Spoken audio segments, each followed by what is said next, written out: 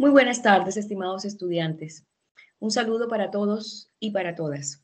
El fin de esta sesión asincrónica es explicarle el abordaje temático que nos hubiese correspondido precisamente por calendarización el día 8 de diciembre, pero dadas las circunstancias, por considerarse, por supuesto, un feriado, la idea es ir a avanzar con los contenidos, ir avanzando en ellos para que nuestra calendarización pueda darse por cumplida y, por supuesto, procedamos ya al cierre de nuestra cátedra como tal.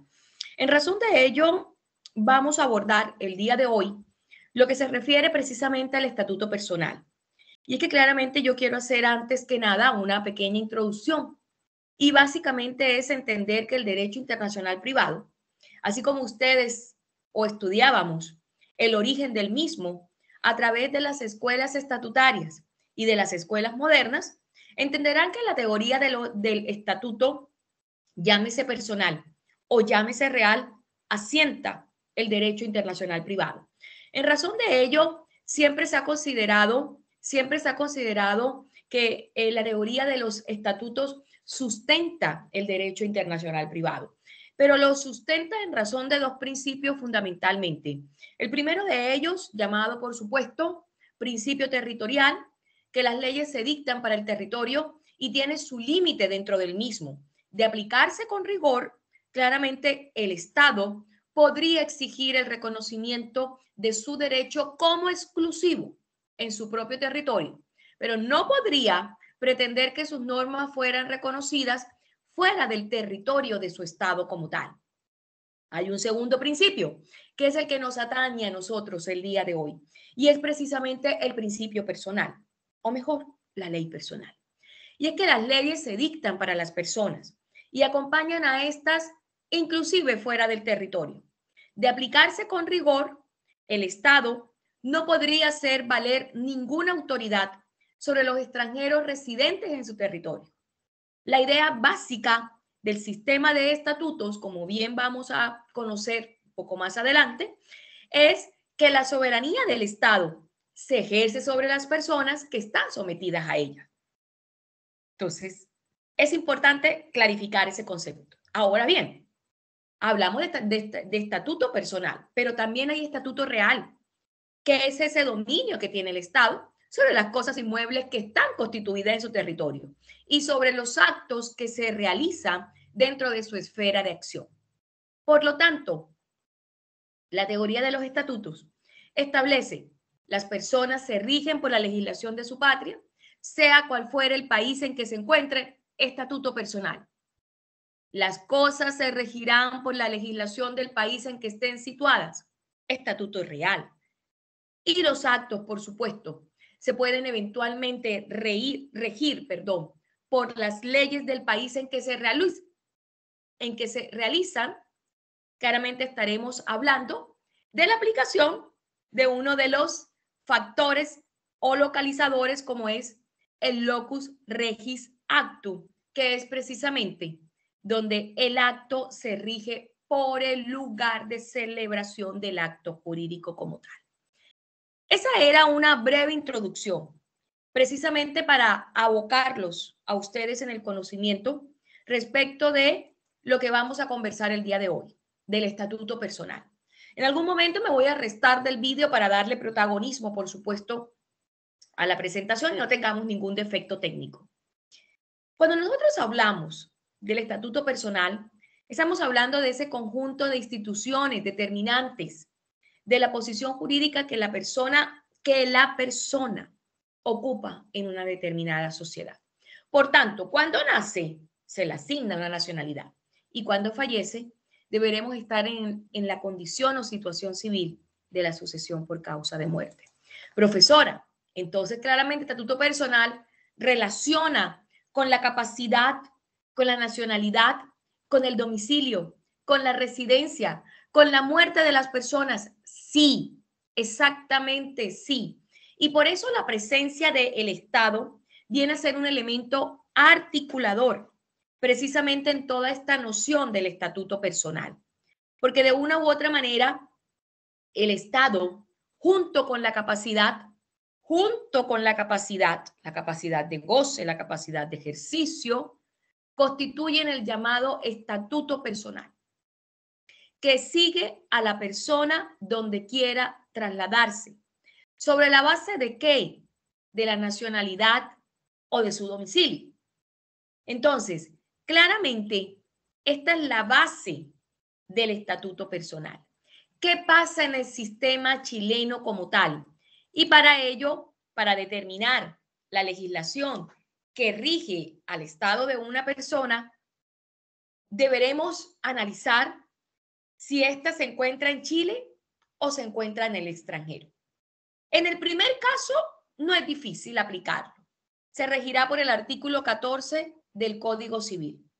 En razón de ello, para el segundo caso, no existe una norma especial, pero podemos deducir el espíritu ampliamente territorialista que tiene, por supuesto, la legislación actualmente o que tiene el estado de las personas en Chile, el cual sigue alimentando la postura territorialista y que de una u otra manera sigue dando lugar o sigue dando cabida precisamente a la aplicación del artículo 14. El problema general que tenemos acá con el estatuto personal en el caso del sistema chileno y su conexión directa con la postura territorial es que claramente la territorialidad también determina la personalidad de las leyes, porque las leyes se aplican en el territorio del Estado y solo dentro de los límites de ese territorio como tal. Entonces, claramente, la territorialidad y la personalidad van de la mano, van en conjunto. Y de una u otra manera, pareciera prevalecer la aplicación territorial o la permanencia del estatuto personal en relación precisamente con la postura territorial. El estatuto personal va a tener amplia influencia en el Estado civil y la capacidad de tal manera que estos van a estar sometidos precisamente a la postura territorial como tal. Entonces, no lo vamos a ver relacionado en el sistema chileno con una postura extraterritorial. Pero ojo, como también lo he dicho y lo he conversado ampliamente, la territorialidad no es una panacea, ni es la solución definitiva para el sistema chileno, que pareciera ser como el ABC, sino que a veces hay que también darle un análisis profundo y entender que esta también tiene límites y que esos límites no pueden ser ignorados, que son los límites de la territorialidad y que de una u otra manera, cuando se aplica este estatuto personal, se sujeta precisamente a esos límites de la territorialidad, que busca a todas luces, proteger esa capacidad y proteger, por supuesto, esa personalidad de la persona, valga la redundancia, frente a posturas extraterritoriales. ¿Ya? Entonces hay una suerte de discusión claramente frente a la necesidad o a la búsqueda incesante de alguna postura extraterritorial frente al estatuto personal de aplicabilidad en Chile. No obstante, no sigue siendo de restricción o de aplicabilidad restrictiva, y lo que únicamente nos quedaría es analizar la situación particular en concreto y obliga, en suma, a recurrir en dado caso a algún factor de conexión de carácter extraterritorial que pudiese buscar la uniformidad de la ley aplicable y permitiese la aplicación extraterritorial como tal. Y por supuesto, la aplicación extraterritorial afectaría la ley de la personalidad de la persona como tal, es decir, su ley territorial, que tendría influencia sobre su capacidad, sobre su domicilio como tal. Sería la única manera porque el estatuto personal en Chile está sujeto, por supuesto, a la ley de la nacionalidad como tal. Pero veamos exactamente los elementos que componen el estatuto personal para ser un poco más clara y mucho más específica. Uno de esos elementos es la capacidad.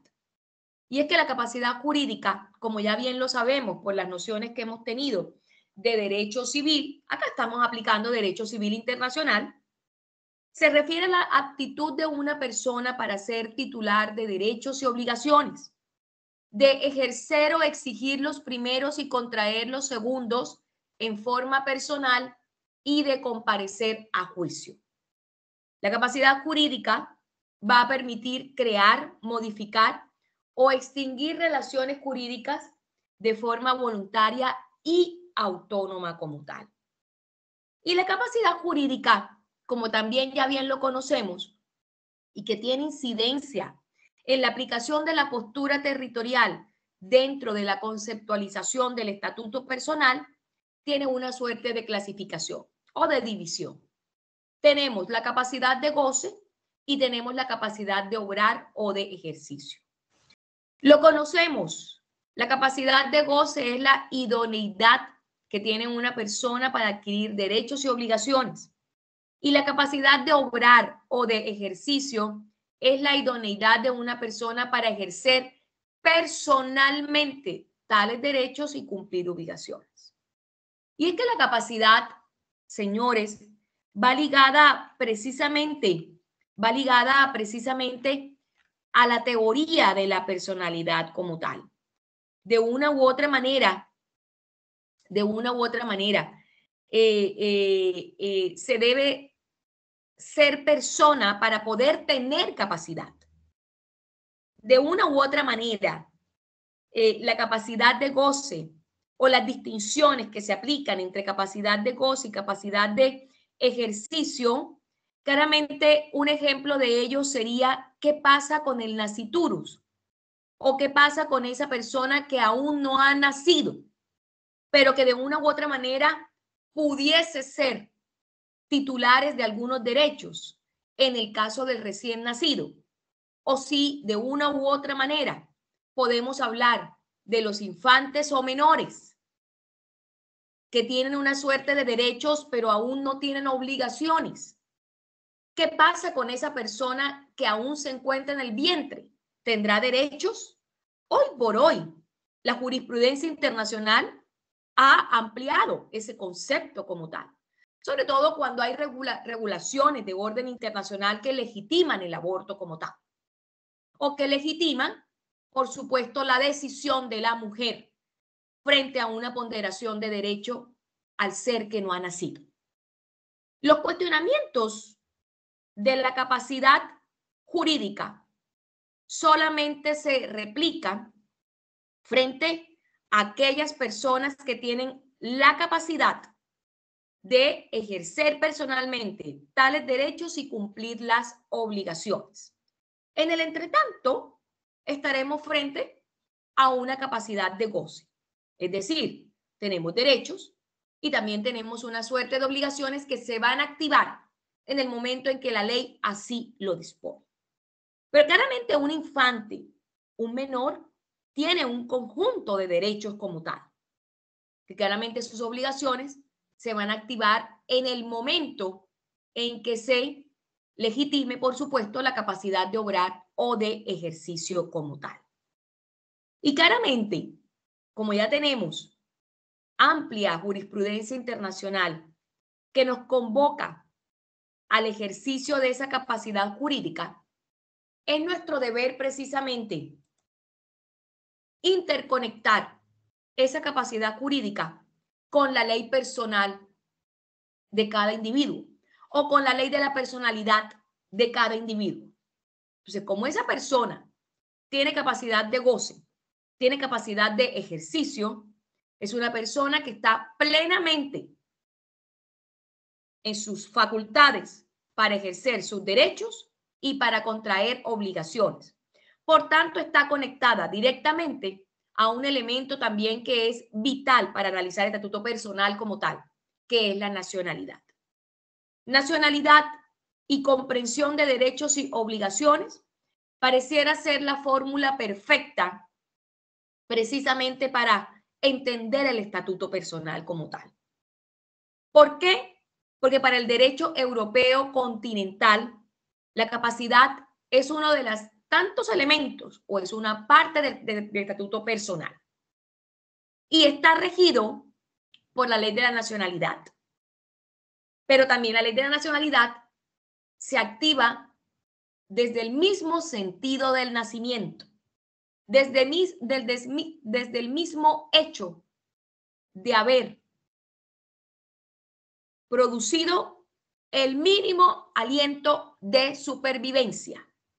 Para ello, claramente, esa persona se le activa inmediatamente su derecho de la nacionalidad por haber nacido en suelo o territorio de un determinado estado como tal. E inmediatamente también se le activan un conjunto de derechos. Entonces, hay que entender que la capacidad va anexada a la ley de la nacionalidad o al domicilio. O mejor aún, va anexada a los factores de conexión de la nacionalidad y del domicilio como tal. La legislación chilena le hace falta mucho desarrollo en lo que tiene que ver a la teoría de los estatutos personal y real. ¿Por qué razón? Porque no hay una norma general. O por el contrario, no hay una norma que especifique exactamente a cuál de todos los elementos se le va a dar prioridad. Porque si nos basamos en la norma general, claramente estaríamos aplicando la postura territorial y siempre se va a predicar lo aplicable en el artículo 14, 15 y 16, que a los chilenos o a los nacionales pertenecientes al Estado de Chile les va a seguir, por supuesto, su nacionalidad. Se regirán por las leyes patrias, como bien lo indica el Código Civil en su artículo 14. Y en materia de hacer uso, por supuesto, al elemento de la capacidad como parte del estatuto personal en conjunción con la ley de la nacionalidad, se aplicará, por supuesto, lo que preceptúa la ley chilena.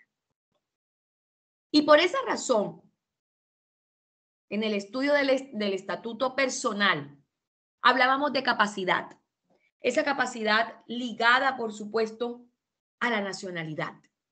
¿Y por qué es tan importante si ustedes se percatan de aquello? Porque estamos hablando del estatuto, del conjunto de instituciones que abordan a la persona, que estudian a la persona como tal. Y una de esas instituciones fundamentales es el matrimonio. Y es que el matrimonio, como bien se indica, está el matrimonio civil, está regulado precisamente en la ley 19.947. Pero el concepto de matrimonio de antaño está regulado en el artículo 102 del Código Civil. Digamos que hay una suerte de actualización de normas, sobre todo con la ley 19.947. Pero vayámonos al concepto de base. ¿Cómo define el Código Civil el matrimonio?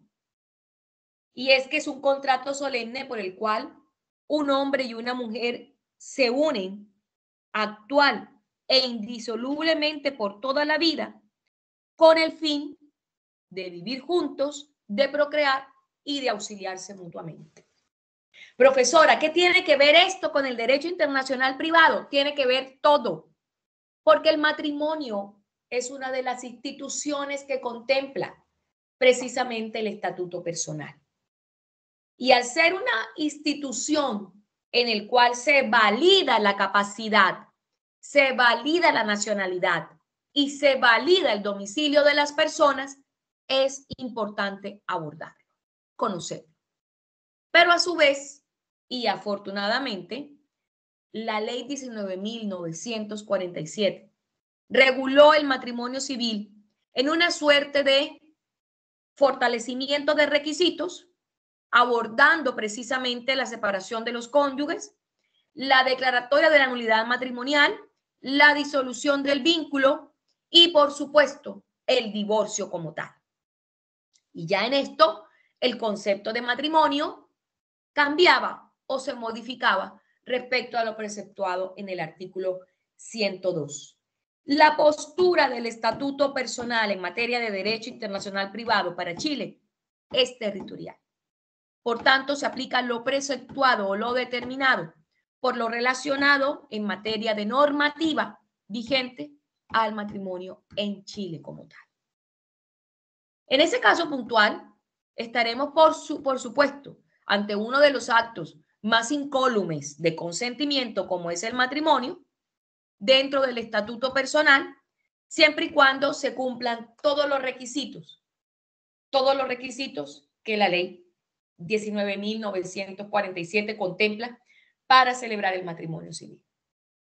La ley le reconoce efectos jurídicos tanto a los matrimonios celebrados ante un oficial del registro civil como aquellos que están celebrados, por supuesto, ante cualquier rito de entidad religiosa o rito religioso, porque se constituyen como personas de derecho público. Y a posteriori se hace el registro o se inscribe y se ratifica ante un oficial del registro civil para que produzca los plenos efectos dentro del plazo y las condiciones que establece la ley como tal. Si nosotros hablamos de derecho internacional privado en un contexto local como es precisamente la institución del matrimonio, es porque estamos aplicando a todas luces precisamente la postura territorial o lo que vincula puntualmente el artículo 14 y 15 del Código Civil. La ley es obligatoria para todos los habitantes de la República, incluso los extranjeros. A las leyes patrias que reglan las obligaciones y derechos civiles permanecen sujetos los chilenos, no obstante su residencia o domicilio en país extranjero. Es una tesis dominante que sigue a la mayoría y que en algunos países, afortunadamente pocos, tengo que decirlo, por favor, el principio de la nacionalidad ha sido solamente adoptado para los ciudadanos de ese país, con el objeto, por supuesto, de que se mantenga la postura territorial, pero que de una u otra manera también, cuando tenemos elementos extranjeros, cuando tenemos ciudadanos extranjeros, se abra la posibilidad o de aperturar algún factor de conexión de carácter extraterritorial, dado la condición de extranjero presente. De una u otra manera, cuando hablamos, por supuesto, del matrimonio, en lo que confiere al matrimonio civil, nos corresponde evaluar y analizar, por supuesto, los requisitos relacionados con la capacidad para contraer matrimonio como tal. Y es que jurídicamente el matrimonio, no vamos a decir nada distinto a lo que se vería en el aspecto del derecho civil, porque es aplicable para el derecho internacional privado. Es un acuerdo en el cual emanan las voluntades, por eso yo hablaba de voluntades más incólumes, porque se extraen precisamente de la naturaleza del ser humano, pero con la presencia de una suerte de condiciones tan vitales como es la capacidad para que el acuerdo, el contrato, pueda materializarse y pueda producir plenos efectos jurídicos. Pero también se requiere precisamente celebrarse ante un oficial del registro civil y ante la presencia de dos testigos que validen tal acuerdo. Hace parte de los requisitos que contempla el matrimonio para, de una u otra manera, validar la institución que por condición territorial o por postura territorial, a través de elementos tan vitales como la capacidad y la nacionalidad, hacen parte del derecho internacional privado como tal. En el derecho comparado, las formalidades del matrimonio se rigen por la ley del lugar de celebración, de su celebración. ¿Qué esto quiere decir? Si se realiza en Chile, Maravilloso. Sigue prevaleciendo la postura territorial entre dos personas que son nacionales. Pero ¿qué pasa si un chileno se casa con una extranjera o viceversa en otro país? ¿Cómo de una u otra manera se valida el matrimonio? Pues aquí está la postura extraterritorial, porque se rige por la Lex Locus Regis Actum, el lugar de celebración del acto jurídico, el lugar de celebración del contrato. Y aquí se abre la postura extraterritorial como tal. Aquí se abre la postura extraterritorial, que es la aplicable en países como Argentina, en países como Colombia.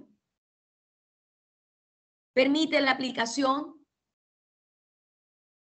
extraterritorial. Y nos salimos un poco de la noción del estatuto real, estatuto personal, perdón, estatuto personal. Y nos vamos involucrando, por supuesto, o utilizando factores de conexión de orden extraterritorial. Porque también nos vamos un poco más allá al análisis. El matrimonio es un acuerdo de voluntades en el cual la autonomía de la voluntad es fundamental. Y la autonomía de la voluntad es un factor que influye en los órdenes extraterritoriales. Sigamos.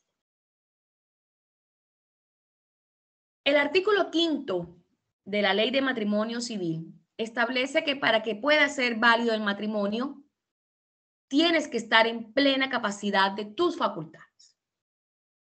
Las personas que no son legalmente capaces para el derecho civil chileno no pudiesen contraer matrimonio. Y por supuesto el acto sería plenamente nulo, pero ya esto ustedes lo saben. En lo que de una u otra manera se contempla como los impedimentos absolutos del matrimonio o los famosos impedimentos dirimentes del matrimonio, que de una u otra manera hacen que la capacidad, es decir, el juicio, el discernimiento para comprender y comprometer con los derechos y deberes esenciales del matrimonio no es posible. Y por ende, este contrato o este acuerdo de voluntades no puede darse. Respecto del consentimiento libre y espontáneo, esto aduciendo a los requisitos propios del matrimonio como contrato, el artículo 8 de la Ley de Matrimonio Civil establece las situaciones en que se encontraría viciado y en que definitivamente, por elementos de capacidad y por elementos que pueden afectar la naturaleza del contrato, podría producirse, por supuesto, una nulidad del mismo. Si ha habido error acerca de la identidad de la persona, de uno de los contrayentes, si ha habido error de una de las cualidades, si ha existido fuerza que coercione, que force el vínculo, y si no se han cumplido, por supuesto, los requisitos o las formalidades precisadas o designadas para el matrimonio civil como tal. Son requisitos o requerimientos que de una u otra manera van a influir o van a incidir en lo que es precisamente una de las instituciones vitales a donde la capacidad influye, por supuesto, en la nacionalidad de los contrayentes y determina el domicilio de los contrayentes y tiene una altísima influencia en el derecho internacional privado. Por tanto, los regímenes matrimoniales que tenemos muy claros, que son los estatutos jurídicos que regulan las relaciones patrimoniales de los cónyuges entre sí respecto de terceros, que tenemos el régimen de separación de bienes, que tenemos el régimen de gananciales y que tenemos el régimen de sociedad conyugal, también incide por supuesto, en la capacidad, en el uso de la capacidad de ejercicio y de goce que tiene cada uno de los contrayentes para asumir derechos y contraer obligaciones. Por ende, siendo el matrimonio una de las instituciones más territoriales en el concepto del derecho internacional privado, pero que de una u otra manera ya por postura o por derecho comparado es admisible o es plausible o se espera que en Chile se aleje un poco de la postura territorial y utilicemos herramientas precisamente como el exequatur, que lo vamos a ver en la próxima sesión, que no es más que validar sentencias en el caso del divorcio de origen extranjero, pero que también a través del uso de factores de conexión de orden extraterritorial, como es precisamente la autonomía de la voluntad de las partes, entendiendo que la autonomía de la voluntad de las partes materializa el acuerdo o el contrato de matrimonio, permita ser, por supuesto, validado con el lleno de los requisitos y formalidades exigidos en el país donde se pretende, por supuesto, certificar o validar el vínculo como tal. Si a eso le sumamos, por supuesto, todos los tratados existentes que también se constituyen en una suerte de herramienta para validar ese matrimonio realizado en el extranjero. Y en últimas, daríamos cabida, por supuesto, al uso de los factores de conexión o herramientas, como es precisamente el lugar de celebración de los actos jurídicos, lex locus regis actum. Elementos que de una u otra manera permiten dar cabida frente a la necesidad de la actualización del derecho internacional privado en Chile y su postura territorial. Cuando nosotros hablamos de matrimonio, siendo una de las instituciones principales a donde el ejercicio de la capacidad es vital, también tenemos que hablar de divorcio, en el entendido que es la cesación de los efectos civiles del matrimonio. Y por tanto el divorcio pone el fin al mismo y crea un nuevo estado civil. A donde claramente ese divorcio se origina por factores de orden extraterritorial, la autonomía de la voluntad. Los contrayentes, en virtud de su capacidad, deciden divorciarse. Incompatibilidad de caracteres. Bueno, la sentencia de ese divorcio, si se llega a dar en el exterior, va a quedar validada en Chile a través de la figura del exequatur.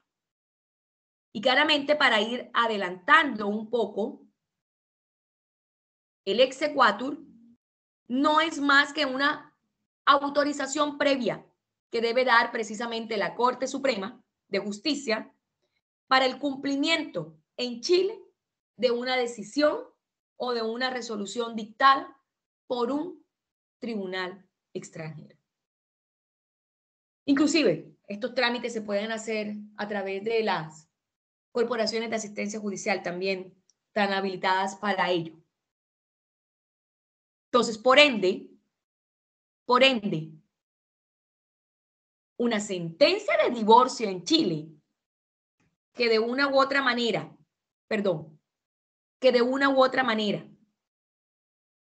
pueda también tener efectos en el extranjero, cuando uno de los contrayentes no es nacional, también puede darse el uso de factores de orden extraterritorial como tal. La enseñanza que nos da precisamente el estatuto personal es, a pesar de que está arraigado, por supuesto, a la postura territorial y la nacionalidad está precisamente condicionada o regulada por el artículo 14 y 15 del Código Civil y que está también determinada, por supuesto, por el Estado como una suerte de mantenimiento de la soberanía de esa persona, de darle cabida a que esa persona pertenece al Estado, pertenece, es nacional, pero que de una u otra manera también, también hay que dar lugar, ampliar un poco la aplicación del derecho internacional privado en Chile y abrir un poco la postura, ya lo hemos conversado ampliamente, de los factores de orden extraterritorial. Y es que los derechos y las obligaciones que nacen de las relaciones de familia son efectos del Estado civil y que también, como media la autonomía de la voluntad, hay que dar cabida a la aplicación de factores de orden extraterritorial como tal.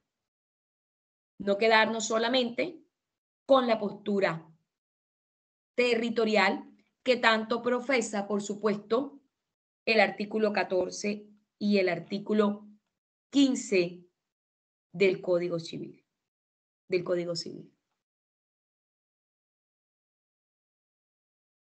Reitero, en lo que respecta a los efectos del matrimonio, como es una de las instituciones más vitales del estatuto personal, es precisamente que la disposición del artículo 15 de la Ley del Matrimonio Civil, que somete a la ley chilena todos los efectos del matrimonio, incluyendo el divorcio, incluyendo los alimentos, incluyendo la relación regular y directa. Todos se someten a la ley chilena, todos los efectos que produzcan en Chile los matrimonios celebrados, inclusive en el extranjero, y ahí mantiene su postura territorial. Los matrimonios en Chile están determinados por la aplicación de la ley chilena, por la aplicación de la ley local, cualquiera fuera el lugar de celebración de su matrimonio. Y esto va en contravía, por supuesto, de la aplicación de la legislación o derecho comparado. ¿Qué es lo que estamos buscando? Abrir una puerta dentro de la conceptualización del estatuto personal a que si tenemos elementos de orden extranjero, hay que dar lugar al análisis o aplicación de orden extraterritorial. Si el matrimonio se celebra en Chile, rige la ley chilena, aunque los cónyuges sean extranjeros, y en esto no me voy a cansar de repetirlo. Inclusive, si no están domiciliados en Chile y aun cuando tengan bienes fuera de Chile. En este caso, en el caso puntual de la sociedad conyugal, por ejemplo, se va a regir precisamente por este artículo primero de la Ley de Matrimonio Civil. Bueno, ni qué decir, también daría lugar a la aplicación del artículo 17-18 del Código Civil. Pero si el matrimonio se celebra en el extranjero, sin desconocer, por supuesto, que hay materias que darían lugar a la aplicación de elementos de orden extraterritorial, hay que analizarlos. Hay que analizarlo, porque si nos vamos un poco atrás, el artículo 135, inciso 2 del Código Civil, nos dice que los que se hayan casado en país extranjero y pasaren a domiciliarse en Chile, se miran como separados de bienes, siempre que de conformidad a las leyes bajo cuyo imperio se causaron, no haya habido entre ellos sociedad de bienes. Es una discriminación, entre otras cosas. Hay que darle el análisis. Y por eso, entendiendo que el matrimonio subyace del acuerdo de voluntades, debiese darse cabida a la prevalencia de un elemento o factor de orden extraterritorial como es precisamente la autonomía de la voluntad. Y permitir que en un conflicto sea la legislación más idónea para la determinación de la legislación aplicable en dado caso. Pero si seguimos bajo el lineamiento del estatuto personal, pudiésemos inclusive asegurar a todas luces que lo que prevalece es la concepción territorialista. Pero si aplicásemos la legislación o de derecho comparado, pudiésemos dar lugar a la apertura de elementos de orden extraterritorial y, en dado caso, ¿por qué no?, a un reenvío de leyes. ¿Podrá ser cuestionable? Quizás sí, pero se hace necesario. Porque como bien ustedes lo han indicado, estamos en un mundo que imprime el concepto internacional, imprime que tengamos que todas nuestras acciones tengan un impacto de orden internacional y que ya no se hace necesario imperativamente que estemos ante la presencia de un matrimonio a donde un nacional o un extranjero estén contrayendo nupcias, porque siempre hay que dar lugar como estrategia jurídica en la aplicación del derecho internacional privado a factores de orden extraterritorial. Ya la legislación de orden comparado nos los ha insistido. Por eso la necesidad de una reforma al Código de Derecho Internacional Privado hoy por hoy en Chile. En resumen, y esto ya para también ir cerrando un tanto el tema del estatuto personal. En resumen, el sistema chileno acerca de las materias, como es el matrimonio fundamentalmente, que comprende el estatuto personal, se estructuró sobre la base de una concepción territorialista. Ello puede ser más o menos criticable o criticable, según nos adherimos, por supuesto, a una escuela territorialista o personalista. Recuerden ustedes cuáles eran los orígenes del derecho internacional privado.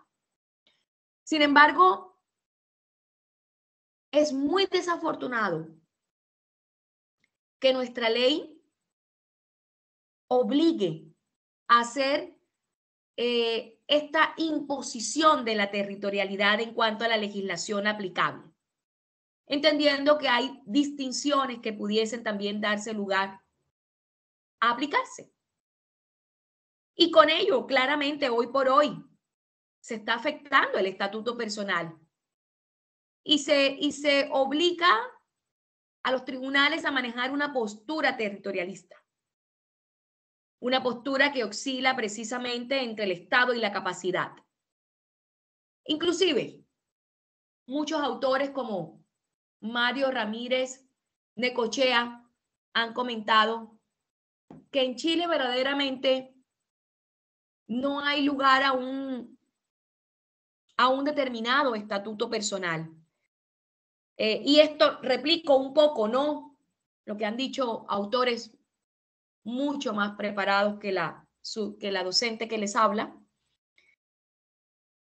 Y es que no es un estatuto personal porque tenemos un conjunto de instituciones que debiesen manejarse con diferentes instrumentos. Aquí nos circunscriben a uno. Y que la única materia realmente personal en nuestro sistema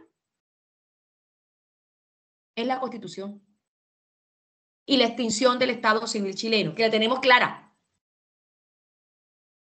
la sucesión por causa de muerte. Solo en esa materia se rige por la ley chilena como tal. Pero tenemos o por una misma ley, que es la ley chilena. Pero tenemos una suerte de instituciones que debiesen dar cabida